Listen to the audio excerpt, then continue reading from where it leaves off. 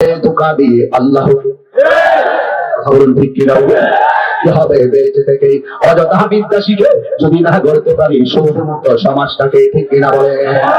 কি হবে আকাশ চুয়া বিলাসবহুল বাড়ি গাড়ি না খেয়ে কত মানুষ পরপারে দিচ্ছে পারি? কি হবে আকাশ চুয়া বিলাসবহুল বাড়ি গাড়ি না খেয়ে কত মানুষ পরপারে দিচ্ছে পারি? আজরাইল আসবে যাবে মাটিতে পড়ে হেলবে, আজরাইল আসবে যাবে মাটিতে পড়ে হেলবে, কোন কাজে লাগবে না তোর বিল্ডিংটাকে।